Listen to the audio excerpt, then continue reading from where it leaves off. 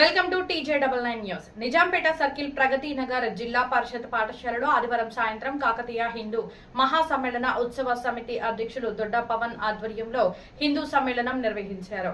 ఈ కార్యక్రమానికి ముఖ్య అతిథులుగా మాడుగుల శశిభూషణ, సోమయాజీ గురూజీ, డాక్టర్ భువనేశ్వరి, మారేపల్లి వాసు పాల్గొని కార్యక్రమాన్ని ప్రారంభించారు. హిందూ మహాసమ్మేళన ఈ కార్యక్రమంలో చిన్నారుల భరతనాట్యం, భక్తి పాటలు, హనుమాన్ చాలీసా, మహిళల కోలాటం ఎంతో అలరించాయి.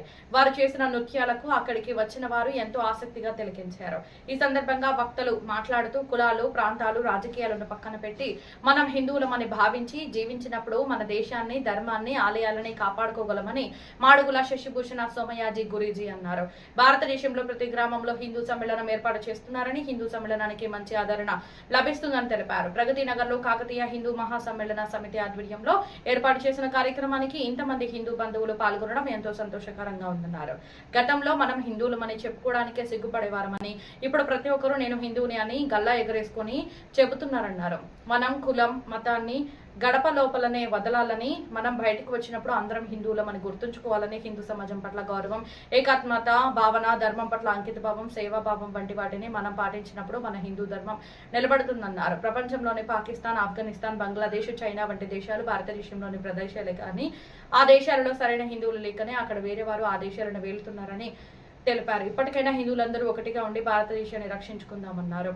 కమిటీ సభ్యులు మాట్లాడుతూ ఈ యొక్క హిందూ సమ్మేళనానికి వచ్చినటువంటి హిందూ బంధువులందరికీ ధన్యవాదాలు తెలుపుతూ మాకు ఈ అవకాశాన్ని ఇచ్చి సహాయ సహకారాలు ఇచ్చిన ప్రతి ఒక్కరికి ధన్యవాదాలు తెలిపారు.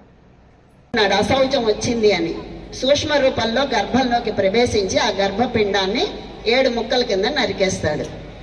వాళ్ళు నరికేటప్పుడు ఏడుస్తారు, చంపద్దు చంపద్దు అని. ఆయన ఏడవకండి ఏడవకండి అని 7 ముక్కలుగా ఆ పిండాన్ని నరికేస్తాడు.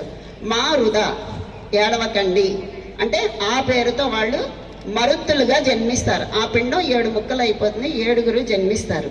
వాళ్ళే మరుత్తులుగా ఇంద్రుడికి స్నేహితులుగా ఉంటూ ఆయనకి సహాయకులుగా ఉంటూ వాయువులుగా తిరుగుతూ ఉంటారు. మన దేహంలో మన చుట్టుపక్కల ఉండే వాయువుల రూపంలో ఉన్నది ఆ మరుత్తులే అన్నమాట. చూసారు, మనకి వివాహం అంటే ఏంటంటే విశేషమైన సమర్పణ అని అర్థం అన్నమాట. అలాంటిది